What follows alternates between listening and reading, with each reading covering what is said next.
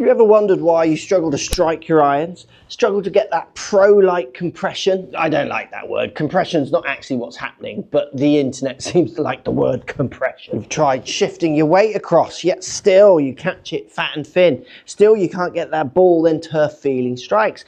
Have you seen these positions at impact or downswings where everything getting stuck behind you and then flicking forward into impact? It drives you mad. Well, it drove Nick mad as well, which is why I went up to JD Golf Academy to help Nick with his golf swing and the team at JD Golf Academy to really get into the nitty gritty, explain why he can't strike his irons as well as he wants.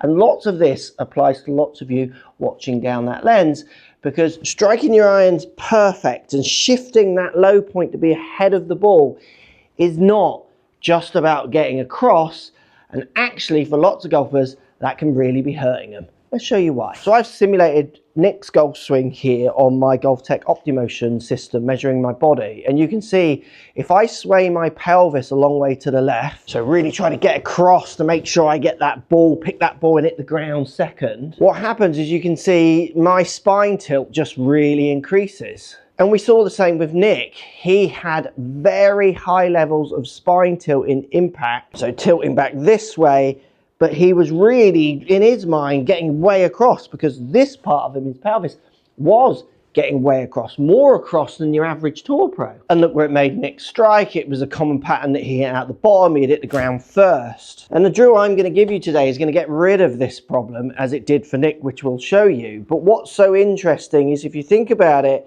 if I move laterally across, which is the way most people think about trying to get that kind of hit, getting ahead of the ball, if you're someone who hits the ground first, what happens if I move everything across? All that's going to happen for me is I'm going to hit so far down at the ball, I'm going to almost miss it and hit ahead of the ball. That won't work.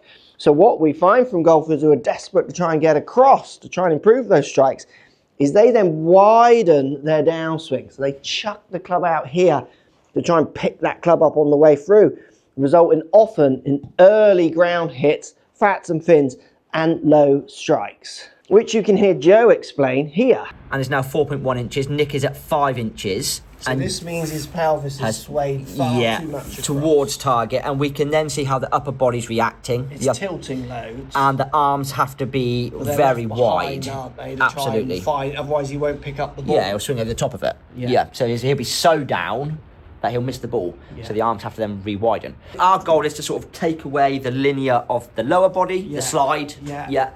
So the arms can sink to the pelvis better. It's all a little bit crazy, isn't it, if you think about it, because it's kind of counterintuitive. You think get across more, you're going to pick that ball up, then hit the ground. But for so many, and for Nick, what you could see it was doing the opposite because of that widening, which is then that flick down at the bottom, which I know so many of you struggle to get rid of. So I'm going to let Joe explain this drill that's really going to help your strikes. Okay, so what we're looking to do here, so we're trying to take the ability of the slide away. So we're going to go feet together. Fantastic. Now, obviously, if you overbalance or overslide, you're going to fall over now. Now, I want you to create as much speed as you can with your feet together. Perfect. So that's obviously then going to sync up the arms relative to the pelvis and take away the ability of oversliding that pelvis. Yeah, that makes cool. sense. Keep going for me. And I use this drill so often with students. That feet together feeling to get rid of big tilts and shifts is so good for feeling a little bit more stacked on top of the ball and trying to get those strikes into a more centered to forward of the ball position. Now there's more to it though. You can actually put nuances, because as with everything in golf, golfers are messy and they tend to cheat a little bit. So what I mean by cheat is they tend to kind of regress to the mean. They add their old movements in even though the drill's trying to get rid of them. So feet together, I can still thrust my hips forwards, because if I do that and upper body comes back, which creates the same problems, that balances me out. So if you find you do the drill and it's not working, you're probably adding balance in by pushing this out from underneath you. This goes with you, you fall over, so you counter it by leaving this back.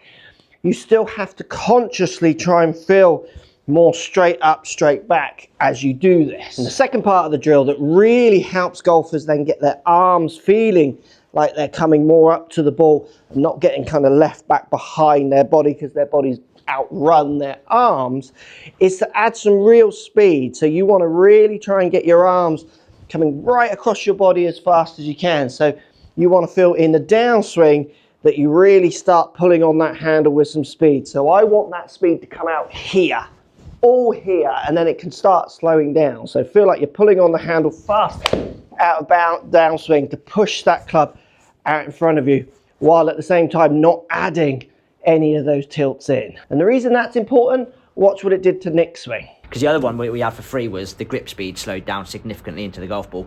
Did that make sense? Did you hear that? So what Joe is saying, this is crazy, lots of golfers get this so mixed up. What we saw from Nick is that his hand speed, when he got his hands kind of down near waist height, was at X speed. Let's say 20 miles an hour with his hands, how quick his grip is moving.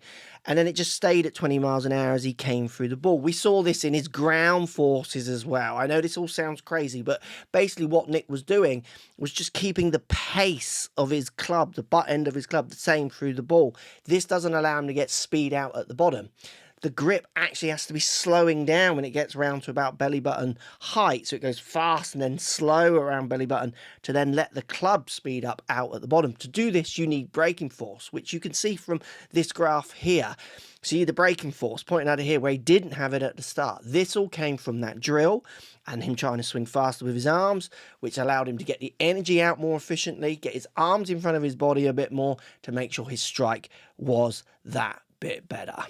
And I know this one always blows golfers' heads off, but that's hand speed, so grip speed. Good golfers are pulling fast here, the grip slows down, that allows them to pick up speed, which we saw from Nick. Now, if you want to learn how to hit your driver more consistently and find the right golf grip that works for you to hit your driver more consistently, this video is going to help you use these ideas while improving your driver.